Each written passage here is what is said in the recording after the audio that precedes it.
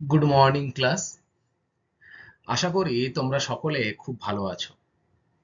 Welcome to right smart academy. আর আমি রয়েছি তোমাদের সাথে জিওগ্রাফির সুমন স্যার।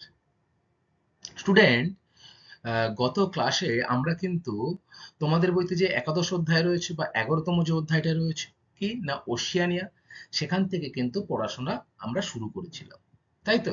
এর আগের ক্লাসগুলোতে আমরা দক্ষিণ আমেরিকা নিয়ে আলোচনা করেছি। তার ঠিক পরে রয়েছিল ওশিয়ানিয়া। সেই ওশিয়ানিয়া সম্পর্কে কিন্তু আমরা গত ক্লাসে একটাই মাত্র ক্লাস করেছিলাম। সেখানে আমরা ওশিয়ানিয়া অভিযান এবং ওশিয়ানিয়ার যে আঞ্চলিক বিভাগ, সেই আঞ্চলিক বিভাগ সম্পর্কে কিন্তু আমরা বিস্তারিত জেনেছি। আশা করি তোমরা গত ক্লাসের পড়া মনোযোগ দিয়ে শুনেছো এবং পড়া বাড়িতেও কিছুটা পড়েছো। আজকে আমরা যে বিষয়টি নিয়ে আলোচনা করব সেটা হলো ওশিয়ানিয়ার প্রাকৃতিক পরিবেশ। দেখো, ওশিয়ানিয়ার আঞ্চলিক বিভাগ আমরা পড়েছিলাম। সেখান থেকে কি পড়েছিলাম যে ওশিয়ানিয়ার সব থেকে বড় যে দেশ সেটা কি? অস্ট্রেলিয়া।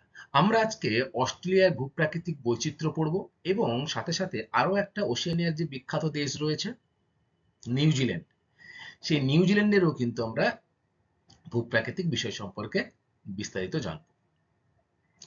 ঠিক আছে? তার আগে আমরা গত ক্লাসের পড়া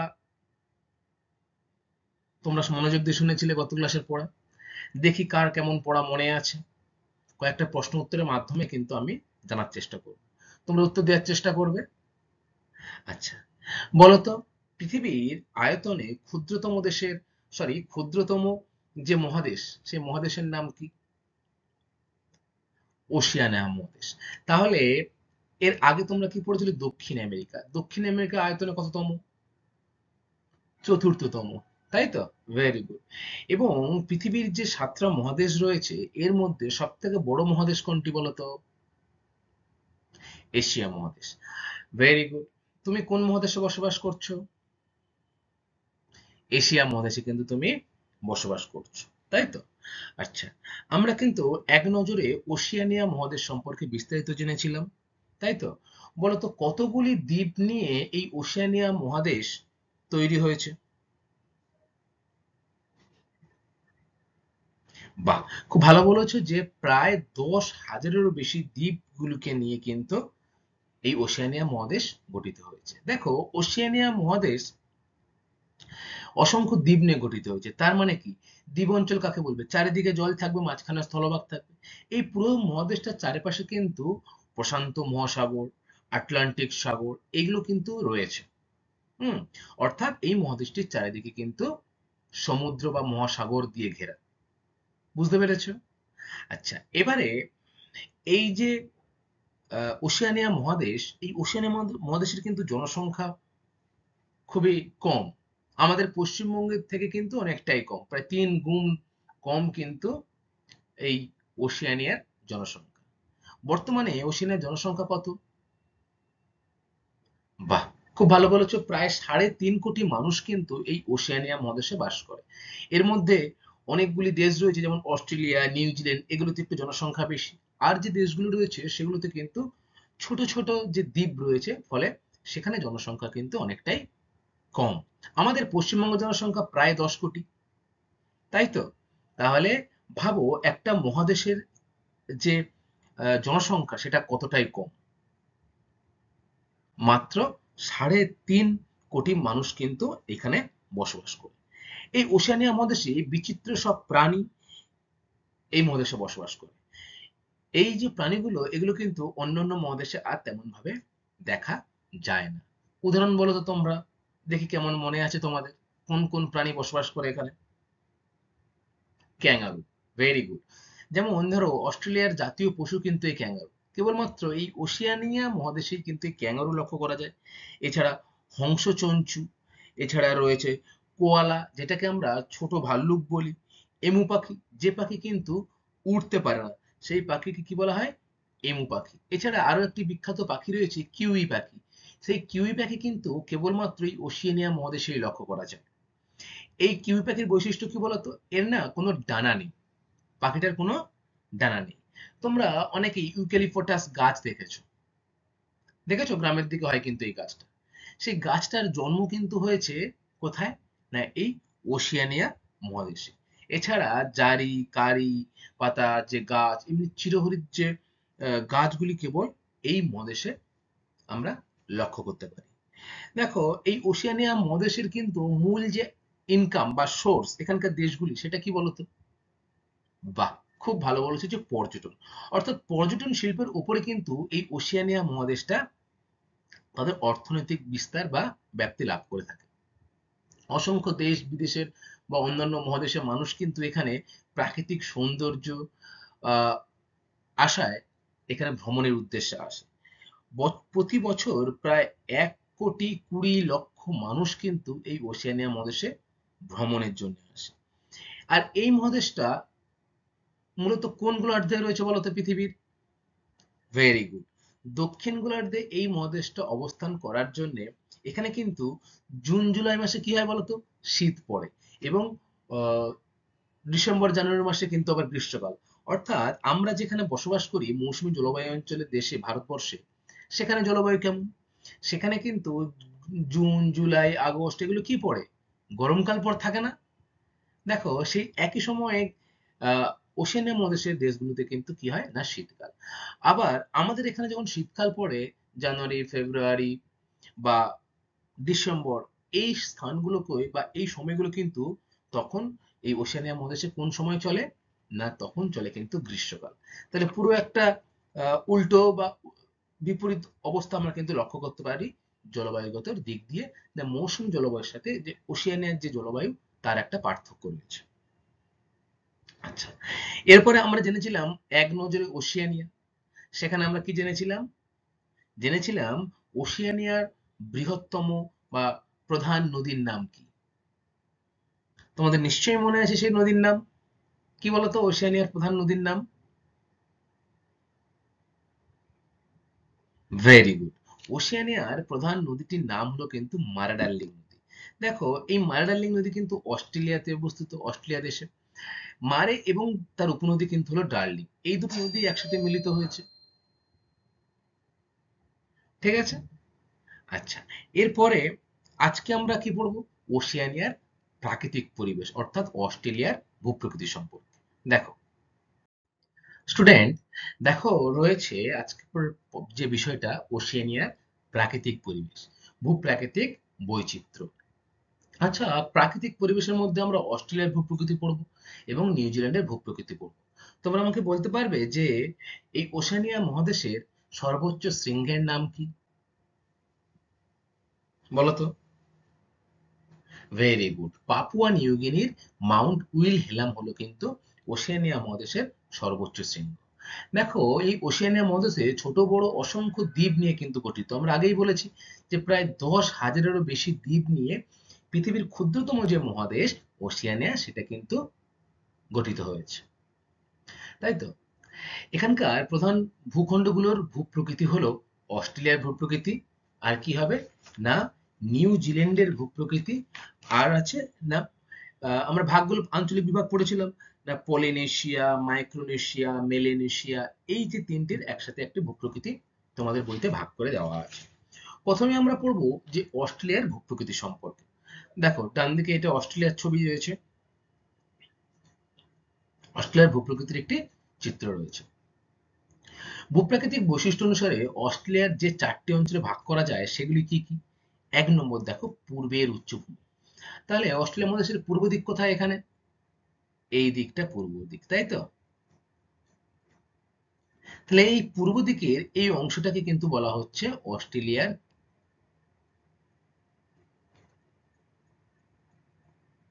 পূর্বের উচ্চভূমি। মনে থাকবে। দ্বিতীয় ভাগ আসছে পশ্চিমের মালভূমি অঞ্চল। দেখো, এই পশ্চিমের মালভূমি অঞ্চল কিন্তু অস্ট্রেলিয়ার মধ্যে সব থেকে বেশি স্থান জুড়ে রয়েছে। কোনটা? এই যে অফ হোয়াইট যে কালারটা রয়েছে তোমাদের ম্যাপে, এই অংশটা হলো পশ্চিমের মালভূমি অঞ্চল। তাহলে কি কি দাঁড়ালো? 4টি ভাগের মধ্যে প্রথম ভাগটা হলো পূর্বের উচ্চভূমি এবং পশ্চিমের মালভূমি অঞ্চল। এরপরে খুবই ইন্টারেস্টিং, যেখানে এই অস্ট্রেলিয়ার সব থেকে বেশি জনমানুষ বসবাস করে সেই স্থানটার নাম কিন্তু হচ্ছে মধ্যভাগের সমভূমি অঞ্চল। মধ্যভাগের সমভূমি অঞ্চল কোন স্থানটা? এই যে এইগুলো যে রংটা তোমাদের এখানে দেওয়া রয়েছে, এটি হলো কিন্তু মধ্যভাগের সমভূমি অঞ্চল। আর লাস্ট যে ভাগটা রয়েছে 4 নম্বর, সেটা কি? সেটা রয়েছে উপকূলের সমভূমি। উপকূলবর্তী অঞ্চল কাকে বলে তোমরা সকলেই জানো। সমুদ্র তীরবর্তী যে অঞ্চল সেকে আমরা কি বলবো? না, উপকূলবর্তী অঞ্চল। তাহলে এই অস্ট্রেলিয়ার চারিদিকেই কিন্তু সমুদ্র বা মহাসাগর দিয়ে ঘেরা। একদিকে প্রশান্ত মহাসাগর রয়েছে, আর একদিকে ভারত মহাসাগর রয়েছে। তাহলে এই যে অস্ট্রেলিয়ার চারিদিকে যে অংশটা দেখো ছোট ছোট করে ভাগ করা আছে,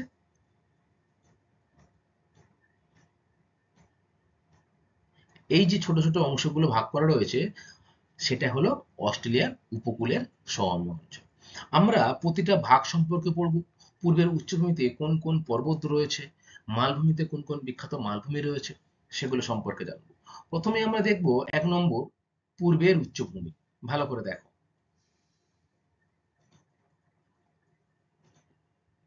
পূর্বের উচ্চভূমি। অস্ট্রেলিয়ার পূর্ব দিক বরাবর উত্তর থেকে দক্ষিণে বিস্তৃত হয়েছে একটি প্রাচীন ভঙ্গিল পর্বত। দেখো, তাহলে কোন দিক থেকে কোন দিকে? পূর্ব দিক থেকে বরাবর উত্তর দক্ষিণে। তাহলে এই যে পূর্ব দিক, পূর্ব দিকের এই উত্তর থেকে দেখো দক্ষিণ দিকে কিন্তু একটা পর্বত বিস্তৃত হয়েছে। এই পর্বতটি একটি প্রাচীন ভঙ্গিল পর্বত, যার নাম কি? খুব ইম্পর্টেন্ট, গ্রেট ডিভাইডিং রেঞ্জ। মনে থাকবে তোমাদের? তাহলে প্রাচীন ভঙ্গিল পর্বতের একটি উদাহরণ কি? এটাও তোমরা জানলে, অস্ট্রেলিয়ার গ্রেট ডিভাইডিং রেঞ্জ। তোমরা ভারতবর্ষের একটি প্রাচীন ভঙ্গিল পর্বতের উদাহরণের নাম বলতে পারবে? বলতে পারবে, কি বলো? ভেরি গুড, আরাবল্লী পর্বত, তাই না? দেখো, এই ভঙ্গিল পর্বতকে কিন্তু মূলত দুটি ভাগে ভাগ করা যায়। কি কি? এক হচ্ছে নবীন ভঙ্গিল পর্বত, আর দ্বিতীয় হচ্ছে প্রাচীন ভঙ্গিল পর্বত। নবীন ভঙ্গিল পর্বত কি না? যে ভঙ্গিল পর্বত কিন্তু এখনো সৃষ্টি হচ্ছে, অর্থাৎ এখনো তার উচ্চতা সে বাড়াচ্ছে, তাকে আমরা নবীন ভঙ্গিল পর্বত বলবো। উদাহরণ কি? Very good, Himalaya, Rocky, Alps, এগুলো সবই হলো কিন্তু নবীন ভঙ্গিল পর্বত। অপরদিকে প্রাচীন ভঙ্গিল পর্বতের উদাহরণ কি? না, গ্রেট ডিভাইডিং রেঞ্জ, আমাদের ভারতবর্ষের আরাবল্লী, এগুলো কি? এগুলো কিন্তু ধীরে ধীরে ক্ষয়প্রাপ্ত হচ্ছে। বিভিন্ন প্রাকৃতিক শক্তির দ্বারা এই যে ভঙ্গিল পর্বতগুলো, এগুলো যখন ক্ষয়প্রাপ্ত হয় বা তার উচ্চতা যখন ধীরে ধীরে কমতে থাকে, তখন তাকে আমরা কি বলবো? প্রাচীন ভঙ্গিল পর্বত। তাহলে অস্ট্রেলিয়ার একটি প্রাচীন ভঙ্গিল পর্বতের উদাহরণ কি? Great dividing range. এই পর্বতশ্রেণী বিভিন্ন স্থানে কিন্তু বিভিন্ন নামে পরিচিত। যেমন কি কি? Darling downs, Australian Alps, blue range, new England range, Liverpool range. দেখো এখানে কিছু কিছু অংশ দেখো ভাগ ভাগ রয়েছে।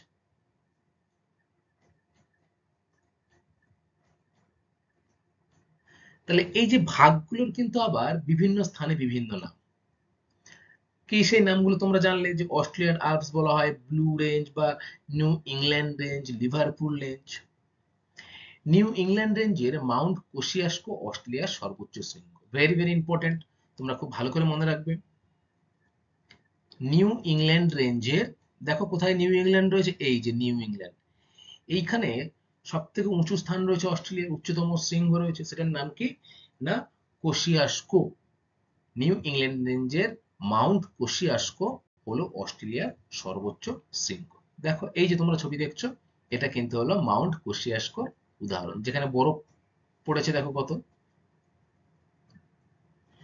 আচ্ছা, এরপরে দ্বিতীয় যে ভাগটা রয়েছে সেটা হলো কিন্তু পশ্চিমের মালভূমি অঞ্চল। তোমরা ইতিমধ্যেই জেনে গেছো যে পশ্চিমের মালভূমি অঞ্চল অস্ট্রেলিয়ার ম্যাপে কোনটা?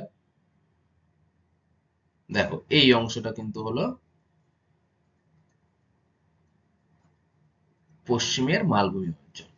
দেখো সমগ্র অস্ট্রেলিয়ার কিন্তু বেশিরভাগ অঞ্চলটাই এই পশ্চিমের মালভূমি অঞ্চল ছেয়ে রয়েছে। তাহলে কি বলছি না, অর্ধেকের বেশি অংশ জুড়ে অস্ট্রেলিয়ার পশ্চিম দিকে উঁচু নিচু ঢেউ খেলানো মালভূমি লক্ষ্য করা যায়। এখানকার গড় উচ্চতা 200 থেকে কিন্তু 500 মিটার। এই মালভূমির শিলাগুলি ভারতের দাক্ষিণাত্য মালভূমির মতোই কিন্তু পুরনো। ভারতের দাক্ষিণাত্য মালভূমি রয়েছে, ভারতের দক্ষিণ অংশে আরাবল্লী পর্বতের দক্ষিণ দিকের অংশ কি ভারতের দাক্ষিণাত্য অঞ্চল বলা হয় না?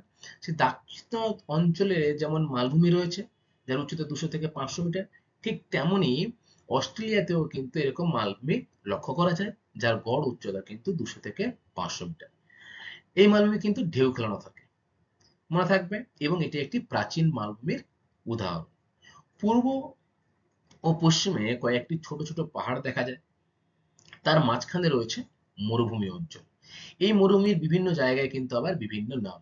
তাহলে কি বললো যে পূর্ব এবং পশ্চিমের ছোট ছোট পাহাড় রয়েছে, অর্থাৎ এই যে পুরো মালভূমি অঞ্চলটা, তার পূর্বে দেখো এখানে ছোট ছোট পাহাড় রয়েছে এবং পশ্চিমে ছোট ছোট পাহাড় রয়েছে, আর এই মাঝখানে কিন্তু পুরো এগুলো কি স্থান, না মরুভূমি স্থান। এই মরুভূমিগুলোই বিভিন্ন জায়গায় বিভিন্ন নামে পরিচিত। যেমন কি কি নাম, না ভিক্টোরিয়া রয়েছে, গিবসন রয়েছে, তারপরে গ্রেট স্যান্ডি মরুভূমি ইত্যাদি কিন্তু পশ্চিমের মালভূমি অঞ্চলের বা অস্ট্রেলিয়া দেশের যে পশ্চিমের মালভূমি অঞ্চল রয়েছে সেখানকার বিখ্যাত বিখ্যাত মালভূমি বা মরুভূমির উদাহরণ। মরুভূমির মধ্যে মাঝে মাঝে লবণাক্ত জলের হ্রদ এবং মরুদ্যান লক্ষ্য করা যায়। আর এই মরুভূমির মধ্যে লবণাক্ত জলের হ্রদগুলিকে কি বলা হয় স্থানীয় ভাষায়? প্লায়া। Very good. তাহলে এই যে মরুভূমির যে লবণাক্ত হ্রদ, সেটা কিন্তু আমরা প্লায়া নামে চিনি। এগুলো কিন্তু দেখা যায় কোথায়, না অস্ট্রেলিয়ার এই মরুভূমি অঞ্চলে লক্ষ্য করা যায়। দেখো নিচে এই যে ছবি রয়েছে, অস্ট্রেলিয়ার মরুভূমি অঞ্চল। দেখো অস্ট্রেলিয়ার অর্ধেকটাই কিন্তু মরুভূমি হওয়ার সত্ত্বেও আহ, অস্ট্রেলিয়ার যে মধ্য যে অংশটা, যেটা মধ্যভাগে সমভূমি অঞ্চলে রয়েছে, সেখানে কিন্তু দেশের বেশিরভাগ লোকটাই বসবাস করে, অর্ধেকের বেশি লোক কিন্তু সেখানেই বসবাস করে। এখানে মরুভূমি থাকার জন্য এই অঞ্চলটা তেমন ভাবে কিন্তু জনসংখ্যা নেই। আচ্ছা, তারপরে দেখো রয়েছে 3 নম্বর যে, সরি 3 নম্বরের আগে আমরা দেখবো আয়ার রক কি। খুব ইম্পর্টেন্ট এবং একটা দর্শনীয় বস্তু হলো কিন্তু এই আয়ার রক। লাল স্যান্ডস্টোন শিলায় গঠিত আয়ার রক অস্ট্রেলিয়ার পশ্চিমের মালভূমি অঞ্চলের একটি দর্শনীয় বস্তু। কেন দর্শনীয় বস্তু? সূর্যোদয় থেকে সূর্যাস্ত পর্যন্ত, মানে একটা দিনের বিভিন্ন সময় কিন্তু এই যে রকটার বা এই যে শিলাটার, এটা কিন্তু কি হয় না রং পরিবর্তন হয়। কখনো এটাকে লালচে বাদামি, কখনো এটাকে হলদে বা আবার হালকা বেগুনি রঙেরও কিন্তু লাগে। দেখো নিচে তোমরা ছবি দেখছো, সূর্য উদয় যখন হচ্ছে তখন কিন্তু একরকম, আবার সূর্য যখন মাঝ আকাশে যাচ্ছে বা দুপুর বেলা যখন হচ্ছে তখন কিন্তু আবার রং অন্যরকম। অর্থাৎ প্রতি মুহূর্তে কিন্তু দেখো এই যে ত্বকটা তোমরা দেখছো, এগুলো কিন্তু কালার চেঞ্জ হচ্ছে তো। তাহলে এই যে দিনের বেলা বিভিন্ন সময়ে সূর্যোদয়ের সাথে সামঞ্জস্য রেখে বা সূর্যোদয় থেকে শুরু করে সন্ধ্যা অবধি কিন্তু বিভিন্ন রং পরিবর্তন হয়। আর এটাকে আমরা কি বলবো, একটি দর্শনীয় স্থান যার নাম হচ্ছে আয়ার রক। পরীক্ষায় আসে 2 নম্বরের জন্য যে আয়ার রক কি। আয়ার রক হলো এক ধরনের দর্শনীয় বস্তু বা শিলায় গঠিত। আয়ার রক কি জন্য বিখ্যাত, না সূর্যাস্ত থেকে দিনের শেষ পর্যন্ত সূর্যের বিভিন্ন যে তেজ থাকে তার সাথে খেয়াল রেখেই কিন্তু সে তার রং পরিবর্তন করে। একে আমরা বলবো আয়ার রক। আচ্ছা, এরপরে কি রয়েছে দেখবো স্টুডেন্ট। দেখো 3 নম্বর কি রয়েছে, না মধ্যভাগের সমভূমি অঞ্চল। অস্ট্রেলিয়ার মধ্যভাগের সমভূমি অঞ্চলটা কোন স্থানে, না পূর্বে গ্রেট ডিভাইডিং রেঞ্জ আর পশ্চিমে মালভূমির মাঝের যে অংশটা, সেটা কিন্তু অস্ট্রেলিয়ার মধ্যভাগের সমভূমি অঞ্চল। তোমরা ম্যাপে দেখো, এটা পূর্ব দিকের গ্রেট ডিভাইডিং রেঞ্জ এবং পশ্চিম দিকে কি রয়েছে, না মালভূমি অঞ্চল। এই দুটির মাঝে যে অংশটা, এই যে অংশটা, এই অংশটাই হলো কিন্তু অস্ট্রেলিয়ার মধ্যভাগের সমভূমি অঞ্চল। গ্রে আর স্যাডউইন নামে দুটি উচ্চভূমি এই সমতল ভূমিকে 3টি ভাগে ভাগ করেছে। তাহলে গ্রে এবং স্যাডউইন নামে দুটো উচ্চভূমি রয়েছে, সেই উচ্চভূমি দুটিই কিন্তু একে কি করেছে, না 3টি ভাগে কিন্তু ভাগ করেছে। 3টি ভাগ কি কি? দক্ষিণে রয়েছে মারাডালিং নদীর অববাহিকা, তাহলে একদিকে রয়েছে মারাডালিং নদীর অববাহিকা। আচ্ছা, মাঝখানে রয়েছে আয়ার হ্রদের অববাহিকা, দেখো এখানে রয়েছে আয়ার হ্রদ, এই আয়ার হ্রদের অববাহিকা মাঝখানে। আর দক্ষিণ দিকে কি রয়েছে,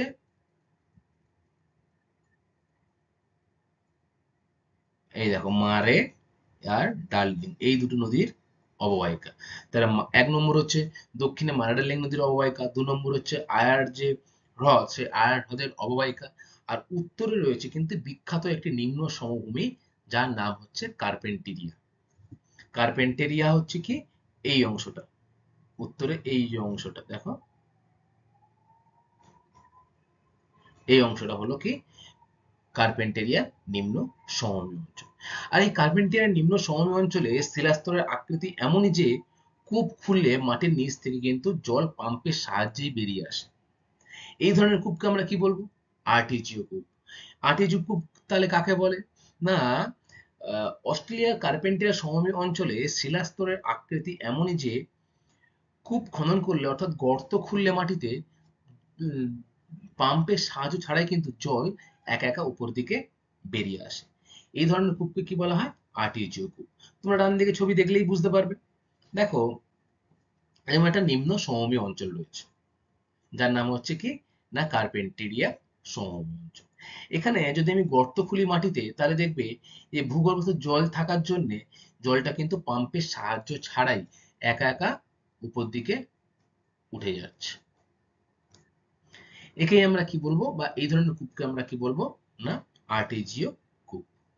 আচ্ছা, এরপরে ৪ নম্বর যে ভাগটা রয়েছে দেখো, উপকূলের সমভূমি অঞ্চল। তাহলে অস্ট্রেলিয়ার উপকূলের সমভূমি অঞ্চল কোন দিকে? না অস্ট্রেলিয়ার চারপাশের উপকূলের যে সমভূমি রয়েছে সেটাকেই আমরা কি বলবো? উপকূলের সমভূমি অঞ্চল। অর্থাৎ এই যে অংশটুকু রয়েছে দেখো, এই কালারটা এপারে রয়েছে, এদিকে রয়েছে, এদিকে উপরে রয়েছে, পূর্বে কিছুটা রয়েছে, উত্তরে দক্ষিণে, প্রায় সমস্ত অস্ট্রেলিয়ার চারপাশ জুড়েই কিন্তু এই উপকূলীয় সমভূমি অঞ্চল গঠিত। কারণ অস্ট্রেলিয়া একটি দ্বীপ দেশ, তাই এর চারিদিকে সাগর মহাসাগর দিয়ে ঘেরা। ফলে উপকূলের সমভূমি কিন্তু এখানে লক্ষ্য করা যায়। তবে বেশিরভাগ সমভূমি খুবই সংকীর্ণ, মানে কি ছোট, যে প্রচন্ড চওড়া যে উপভূমি তা এই উপকূলের সমভূমি তা কিন্তু নয়। খুব সংকীর্ণ ছোট জায়গা, ছোট ছোট জায়গা। দেখো যেমন এইখানে খুব সংকীর্ণ একটি সমভূমি লক্ষ্য করা যাচ্ছে উপকূলে, তাই তো? তাহলে সংকীর্ণ সমভূমি হচ্ছে উপকূলের বৈশিষ্ট্য। উত্তরে কার্পেন্টেরিয়া উপসাগর ও দক্ষিণে গ্রেট অস্ট্রেলিয়ান বাইটের উপকূলটা কিছুটা চওড়া।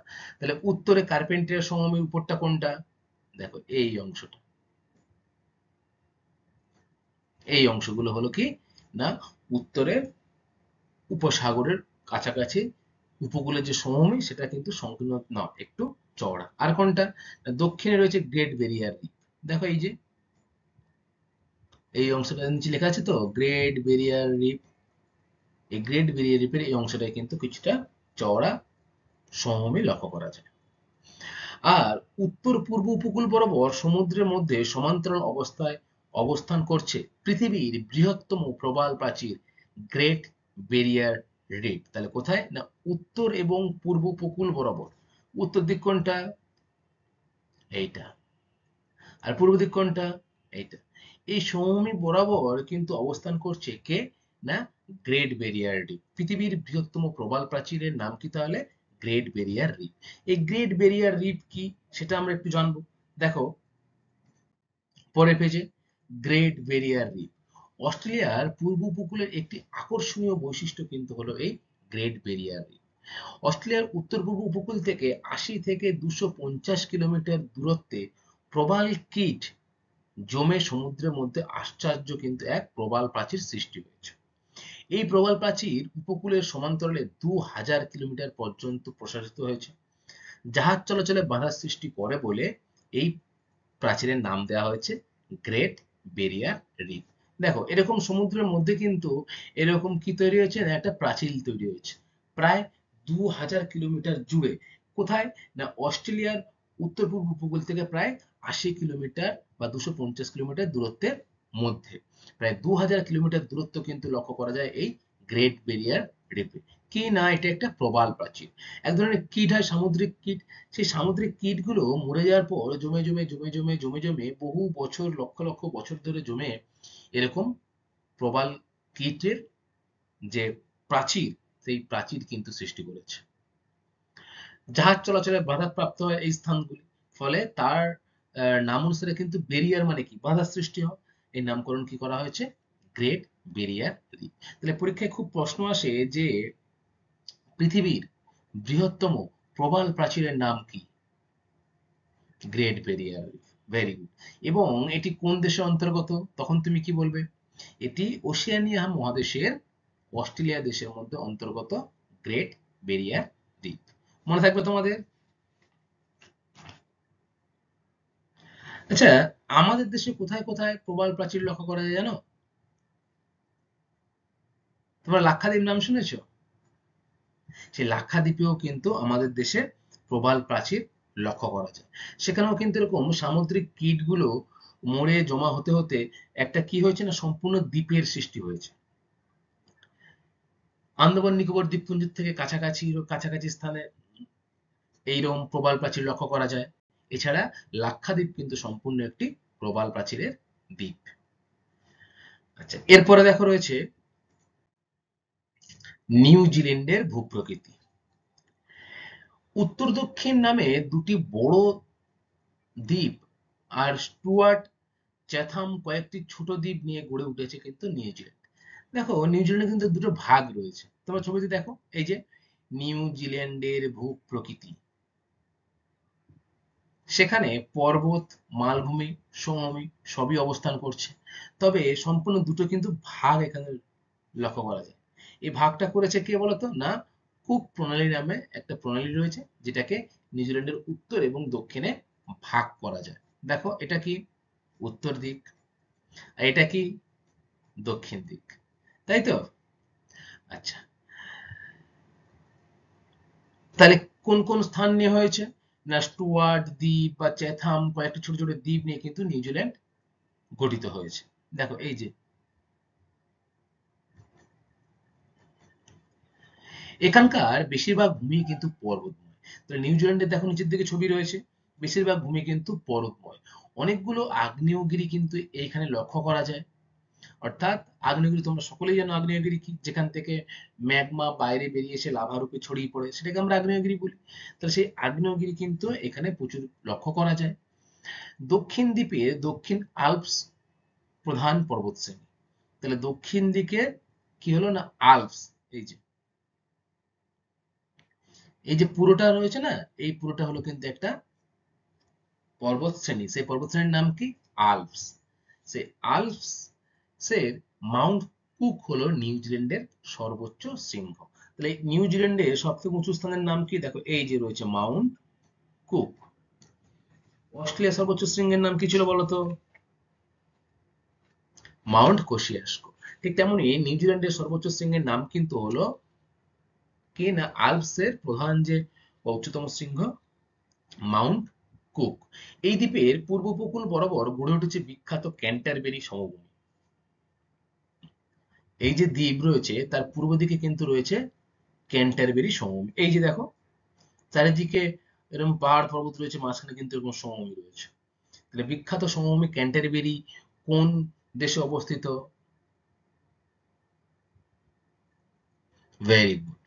নিউজিল্যান্ডে কিন্তু অবস্থান করছে ক্যান্টারবেরি সমভূমি। নিউজিল্যান্ডের প্রধান নদীর নামগুলি হলো ওয়াইটাকি, ক্লথ, ওয়াইগামাই, টায়েরি। এগুলির দৈর্ঘ্য ছোট এবং খরস্রোতা নদী, অর্থাৎ এগুলোর কিন্তু স্রোত খুব বেশি। যেহেতু আমাদের নিউজিল্যান্ডে কি হচ্ছে না, সব থেকে বেশি পুরো দেশটাই প্রায় পর্বতময়, ফলে এখানে যে নদীগুলো রয়েছে সেগুলো কিন্তু প্রায় সবগুলি খরস্রোতা নদী। মনে থাকবে? আচ্ছা, তোমরা এখানে মনে রাখবে যে নিউজিল্যান্ডের উচ্চতম শৃঙ্গের নাম হলো কিন্তু মাউন্ট কুক। Very good. আচ্ছা, তারপরে দেখো রয়েছে মেলানেশিয়া, মাইক্রোনেশিয়া ও পলিনেশিয়ার ভূপ্রকৃতি। আমরা যখন আঞ্চলিক ভাগ পড়েছিলাম ওশেনিয়ার, কয় ভাগে ভাগ করা গেছিল? 4 ভাগে ভাগ করা গেছিল। সেই ভাগগুলি কি কি? অস্ট্রেলেশিয়া। অস্ট্রেলেশিয়ার মধ্যে কি কি ছিল? অস্ট্রেলিয়া আর নিউজিল্যান্ড। এই দুটো ভূপ্রকৃতি আমরা পড়লাম তো, ইতিমধ্যেই পড়ে নিয়েছি। বাদবাকি কি রয়েছে? আর 3টি বিভাগ। কি কি? না, মেলানেশিয়া, মাইক্রোনেশিয়া এবং পলিনেশিয়া। আচ্ছা, পলিনেশিয়াটা বলতো ওশেনিয়া মহাদেশের কোন দিকে অবস্থান করছে? একেবারে পূর্ব দিকে যে ছোট ছোট দ্বীপ নিয়ে অনেকগুলো দেশ রয়েছে, সেগুলো কিন্তু হলো কি পলিনেশিয়া, তাই তো? মাইক্রোনেশিয়া কি? ক্ষুদ্র ক্ষুদ্র যে দেশগুলো রয়েছে সেখানে। পৃথিবীর ক্ষুদ্রতম যে দেশ, যেমন হচ্ছে তোমার বা ওশিয়ানিয়ার ক্ষুদ্রতম দেশ, তার নাম কি? না নাউরু। সেই নাউরু কিন্তু এই মাইক্রোনেশিয়াতে অবস্থান করছে। এবং মেলানেশিয়া, সেখানকার মানুষদের গায়ের রং কালো হওয়ার জন্য কিন্তু এরকম নামকরণ করা হয়েছে। কোন কোন দেশ রয়েছে? না পাপুয়া নিউ গিনি, ফিজি, এই দেশগুলো কিন্তু রয়েছে। এই যে পাপুয়া নিউ গিনি, এই পাপুয়া নিউ গিনির মাউন্ট উইলহেলম যে পর্বতটা রয়েছে সেটাই কিন্তু হলো ওশিয়ানিয়ার সর্বোচ্চ শৃঙ্গ। সমস্ত ওশিয়ানিয়ার সর্বোচ্চ শৃঙ্গের নাম কি তাহলে? Mount Wilhelm. কোথায় অবস্থান করছে? কোন দেশে? না পাপুয়া নিউ গিনিতে। দেখো, সেখানকার ভূপ্রকৃতি সম্পর্কে আমরা পড়বো। হাজার হাজার দ্বীপ নিয়ে গঠিত এই তিনটি অঞ্চল। তাহলে মেলানেশিয়া, মাইক্রোনেশিয়া আর রয়েছে পলিনেশিয়া। এই তিনটি কিন্তু হাজার হাজার দ্বীপ নিয়ে গঠিত হয়েছে এই তিনটি অঞ্চল। এখানকার বেশিরভাগ দ্বীপগুলি গঠিত হয়েছে সমুদ্রের তলদেশে আগ্নেয় পদার্থ জমা হয়ে। সমুদ্রের তলদেশে যে আগ্নেয়গিরি যদি বিস্ফোরণ ঘটায়, সেগুলো বাইরে ম্যাগমা বাইরে বেরিয়ে এসে জলের সংস্পর্শে বা ধীরে ধীরে ঠান্ডা হবে, শীতল হবে এবং আস্তে আস্তে কিন্তু জমাট বাঁধবে। আর সেই জমাট বাঁধা যে আগ্নেয় পদার্থ, সেইগুলোই জমেই কিন্তু এরকম মেলানেশিয়া, মাইক্রোনেশিয়া ও পলিনেশিয়া যে দ্বীপগুলো, সেগুলো সৃষ্টি হয়েছে। পাপুয়া নিউ গিনির মাউন্ট উইলহেলম ওশেনিয়ার সর্বোচ্চ শৃঙ্গ, তোমরা ইতিমধ্যেই জেনে গেছো। হাওয়াই, সোলেমান, ফিজি প্রভৃতি উল্লেখযোগ্য আগ্নেয় দ্বীপ কিন্তু এখানে লক্ষ্য করা যায়।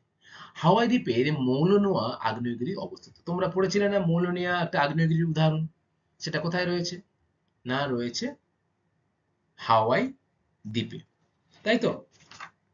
ঠিক আছে, তাহলে আমরা এই তিনটের সম্পর্কে পড়লাম। এবারে একটা ইন্টারেস্টিং বিষয় পড়বো, যেটা হচ্ছে কিন্তু এই মৌলনিয়া আগ্নেয়গিরিকে নিয়ে বা মৌলনিয়া পর্বতকে নিয়ে কিন্তু একটা আমরা বিষয় লক্ষ্য করবো। দেখো, এটা হচ্ছে তার আগে আহ, মাউন্ট উইলহেলাম, যেটা কি? না ওশেনিয়ার সর্বোচ্চ শৃঙ্গ। আচ্ছা, দেখো রয়েছে মৌলনিয়ার মোট উচ্চতা এভারেস্টের থেকেও কিন্তু বেশি। মৌলনিয়ার মোট উচ্চতা কিন্তু এভারেস্টের থেকেও বেশি। বিষয়টা কিছুটা হলেও কিন্তু সত্যি। তুমি ভাবছো যে এশিয়ার মধ্যে আমাদের রয়েছে মাউন্ট এভারেস্ট, যেটাকে পৃথিবীর সর্বোচ্চ শৃঙ্গ বলা হচ্ছে, তাহলে এশিয়ার থেকে মাউন্ট এভারেস্টের থেকে কি করে মৌলনিয়ার সর্বোচ্চ শৃঙ্গ হতে পারে, সব থেকে বেশি উচ্চতা হতে পারে? তাহলে তো বলা হতো যে মৌলনিয়াই হলো পৃথিবীর উচ্চতম শৃঙ্গ। কিন্তু না, কথাটা কেন না? দেখো, কিছুটা হলেও কিন্তু কথাটা সত্যি যে মৌলনিয়ার যে উচ্চতা সেটা মাউন্ট এভারেস্টের থেকে বেশি। কিভাবে? এর মোট উচ্চতা সমুদ্র তলদেশের উপর ৯,১৭০ মিটার। কত? ৯,১৭০ মিটার। এর মধ্যে ৫,০০০ মিটার সমুদ্রের নিচে রয়েছে এবং বাকি যে ৪,১৭০ মিটার সেটা রয়েছে কিন্তু সমুদ্রের নিচে। তাই মোট উচ্চতার বিচারে মৌলনোয়ার কিন্তু উচ্চতা বেশি। মৌলনোয়ার যে অংশটা সেটা কিন্তু সমুদ্রের নিচেও রয়েছে এবং সমুদ্রের উপরেও রয়েছে। টোটাল যদি আমি ধরি সেটাকে হবে কত? ৯,১৭০ মিটার। অপরদিকে আমাদের মাউন্ট এভারেস্টের উচ্চতা কত ছিল? ৮,৮৪০ কিলোমিটার, তাই তো? তাহলে এখানে দেখো রয়েছে ৯,১৭০ মিটার, ৮,৮৪৮ মিটারের থেকে তো বেশি। তাহলে তারপরেও কিন্তু একে কেন বলা হচ্ছে না বলতো যে পৃথিবীর উচ্চতম শৃঙ্গ? তার কারণ এর হাফটা রয়েছে সমুদ্রের নিচে এবং হাফের কিছুটা অংশ কম রয়েছে সমুদ্রের উপরে। পৃথিবীর স্থলভাগের উচ্চতা মাপা হয় সমুদ্রপৃষ্ঠ থেকে। আমরা যখন কোনো স্থলের উচ্চতা মাপি সেটা কোত্থেকে মাপি? না ভূপৃষ্ঠের যে স্থলভাগ রয়েছে সেখান থেকে মাপি। সমুদ্রের নিচে কিন্তু আমরা মাপি? মাপি না। তাই মাউন্ট এভারেস্টই হলো কিন্তু পৃথিবীর সর্বোচ্চ শৃঙ্গ। অর্থাৎ ভূপৃষ্ঠ থেকে মাউন্ট এভারেস্টের উচ্চতা কিন্তু হলো ৮,৮৪৮ মিটার। কিন্তু এই ভূপৃষ্ঠ থেকে যদি আমি মৌলনার উচ্চতা মাপি তাহলে কত হবে? না ৪,১৭০ মিটার। কারণ বাকি যে ৫,০০০ মিটারটা সেটা কোথায় রয়েছে? সমুদ্রের তলায়। তাই সেটাকে কিন্তু আমরা উচ্চতা হিসাবে ধরি না। দেখো ডান দিকে এই যে ছবিটা, এটা হলো কি? না মাউন্ট মৌলানোয়া যে পর্বত সেটি। এই যে সমুদ্রের উপরের অংশে রয়েছে কতটা? ৪,১৭০ মিটার। আর নিচেও কিন্তু এরকম রয়েছে। সেটা কত মিটার? না প্রায় ৫,০০০ মিটার। আর আমরা উচ্চতা মাপি কোত্থেকে? এই সমুদ্রপৃষ্ঠের উপর থেকে উপরের দিকে। তাই মাউন্ট এভারেস্ট পৃথিবীর সর্বোচ্চ শৃঙ্গ। মনে থাকবে তোমাদের? আচ্ছা, ভেরি গুড। স্টুডেন্ট, আজকে আমার বিষয়টা বা পড়ানোর বিষয়টা এইটুকুই। আজকে আমরা কি পড়লাম যে ওশিয়ানিয়ার ভূপ্রাকৃতিক বৈচিত্র্য সম্পর্কে। এর পরবর্তী ক্লাসে আমরা ওশিয়ানিয়ার নদ নদী, হ্রদ এবং সেখানকার জলবায়ু সম্পর্কে কিন্তু বিস্তারিত আলোচনা করব। ঠিক আছে, আজকের যেটুকু পড়লাম সেখান থেকে কি কি প্রশ্ন পরীক্ষায় আসতে পারে চলো একটু দেখি সেটা। আচ্ছা, দেখো, প্রথমে রয়েছে অস্ট্রেলিয়ার সর্বোচ্চ শৃঙ্গের নাম কি? তোমরা উত্তর দেওয়ার চেষ্টা করো, বলো কি হবে। নিউ ইংল্যান্ড রেঞ্জে কিন্তু এটা রয়েছে। মাউন্ট কোসিয়াসকো হলো কিন্তু অস্ট্রেলিয়ার সর্বোচ্চ শৃঙ্গ। আচ্ছা, অপরদিকে পুরো ওশিয়ানের সর্বোচ্চ শৃঙ্গ বললে কি হবে বলো তো, কি হবে বলো? পাপুয়া নিউগিনির মাউন্ট উইলহেলাম। আচ্ছা, তারপরে দেখো রয়েছে 2 নম্বর, পৃথিবীর বৃহত্তম প্রবাল প্রাচীরের নাম কি? পৃথিবীর বৃহত্তম প্রবাল প্রাচীরের নাম কি? Very good, great barrier Reeve হলো কিন্তু পৃথিবীর বৃহত্তম প্রবাল প্রাচীর। 3 নম্বর রয়েছে দেখো, নিউজিল্যান্ডের সর্বোচ্চ শৃঙ্গের নাম কি? বলো, নিউজিল্যান্ডের সর্বোচ্চ শৃঙ্গের নাম কি? মাউন্ট কুক, তাই তো? এটি কোন পর্বতশ্রেণীর অন্তর্গত বলো তো এই মাউন্ট কুকটা? ভেরি গুড, আল্পস পর্বতে অবস্থিত মাউন্ট কুক হলো নিউজিল্যান্ডের সর্বোচ্চ শৃঙ্গ। এরপরে রয়েছে দেখো, পৃথিবীর গভীরতম স্থানের নাম কি? এটাও কিন্তু এই ওশেনিয়া মহাদেশেই রয়েছে। পৃথিবীর গভীরতম স্থানের নাম হলো কিন্তু মারিয়ানা খাত। মনে থাকবে, পৃথিবীর গভীরতম স্থানের নাম মারিয়ানা খাত। 5 নম্বর, আর্টিজিও কূপ কাকে বলে? বলো। দেখো, ওশেনিয়া মহাদেশে অস্ট্রেলিয়ায় যে মালভূমি অঞ্চল রয়েছে সেখানে কি হয়েছে না, সেখানে মধ্যভাগে যে সমভূমি অঞ্চল রয়েছে সেখানে মাটি খুঁড়লে কিন্তু জল পাম্পের সাহায্য ছাড়াই একা একা বাইরে বেরিয়ে আসে। এই ধরনের যে কূপ তাকে কি বলা হয়? আরটিজি কূপ। 6 নম্বর, অস্ট্রেলিয়ার একটি প্রাচীন ভঙ্গিল পর্বতের নাম কি? বলো। অস্ট্রেলিয়ার একটি প্রাচীন ভঙ্গিল পর্বতের নাম, যেটা অস্ট্রেলিয়ার পূর্ব দিকে রয়েছে। Very good, great dividing range হলো কিন্তু অস্ট্রেলিয়ার একটি প্রাচীন ভঙ্গিল পর্বতের নাম। 7 নম্বর, ওশেনিয়ার সর্বোচ্চ শৃঙ্গের নাম কি? অনেকবার বলেছি আমি, তোমরাই বলো এবার। পাপুয়া নিউগিনির মাউন্ট উইলহেলম হলো ওশেনিয়ার সর্বোচ্চ শৃঙ্গ। এরপরে 8 নম্বর কি রয়েছে দেখো, রয়েছে আয়ার রক। আয়ার রক হলো কিন্তু এক ধরনের লাল স্যান্ডস্টোন শিলা দ্বারা গঠিত আহ, পশ্চিমের মালভূমি অঞ্চলের একটি ছোট উচ্চভূমি, যেখানে কি হয় না, সূর্যাস্ত থেকে সূর্যের যে সূর্য উদয় থেকে সূর্যের যে অস্ত যাওয়া এই সময়ের মধ্যে দিনের সূর্যের উপর ভিত্তি করে এই রকের কিন্তু বিভিন্ন সময় বিভিন্ন রকম রং পরিবর্তন হয়। যেমন কখনো এটা লালচে বাদামি, আবার হালকা হলুদ, আবার কখনো কখনো এটি কিন্তু বেগুনি রঙেরও হয়। এটি একটি পৃথিবীর বিখ্যাত কি দর্শনীয় স্থান বা দর্শনীয় বস্তু। এটি হলো কিন্তু আয়ার হ্রদ। কোথায় অবস্থিত? অস্ট্রেলিয়ার মধ্যভাগে। মনে থাকবে। আচ্ছা, ঠিক আছে স্টুডেন্ট, আজকের ক্লাসটা আমার এই পর্যন্তই। আশা করি তোমরা ওশেনিয়ার ভূপ্রাকৃতিক বৈচিত্র্য সম্পর্কে কিন্তু বিস্তারিত জেনেছো। পরবর্তী ক্লাসে আমরা কি নিয়ে আলোচনা করব না, পরবর্তী ক্লাসে আমরা ওশেনিয়ার নদ নদী, ওশেনিয়ার হ্রদ অঞ্চল এবং ওশেনিয়ার যে জলবায়ু অঞ্চল রয়েছে সেই জলবায়ু অঞ্চল সম্পর্কে কিন্তু আমরা বিস্তারিত আলোচনা করব। সকলকে অসংখ্য ধন্যবাদ ক্লাসটা মনোযোগ দিয়ে শোনার জন্য। Thank you class.